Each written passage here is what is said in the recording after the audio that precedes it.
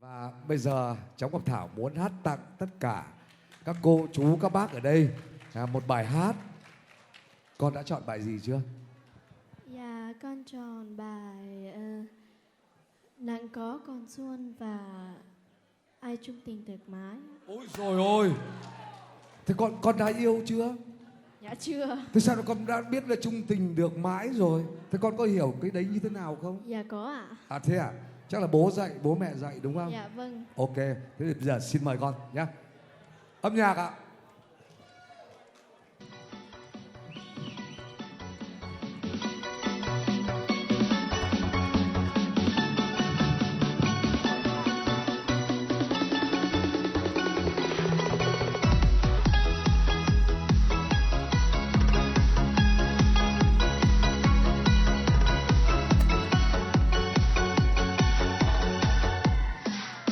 Mùa xuân ơi, ta nghe mùa xuân ơi.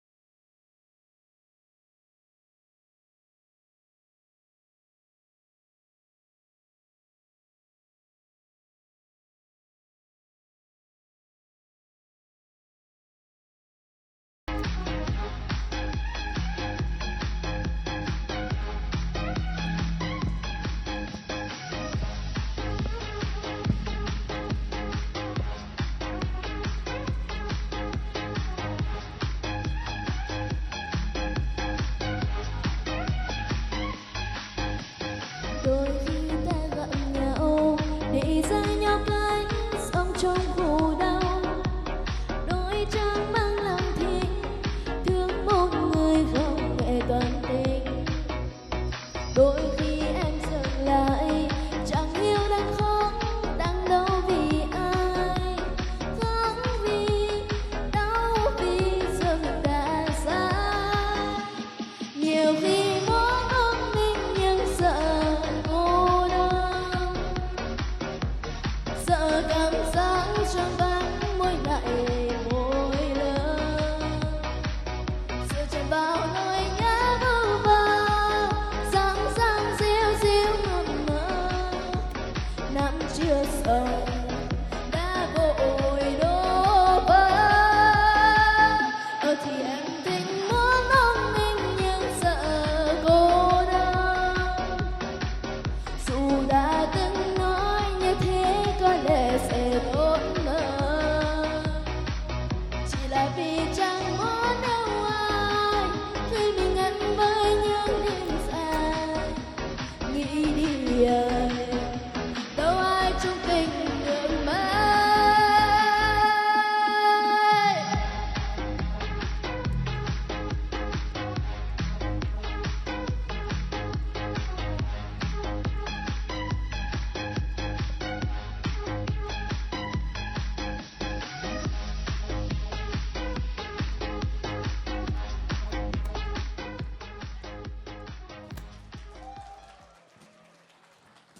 Dạ, con cảm ơn các bác. Chúc các bác mạnh khỏe và nhiều hạnh phúc. Cảm ơn con Ngọc Thảo rất nhiều. Tôi không nghĩ là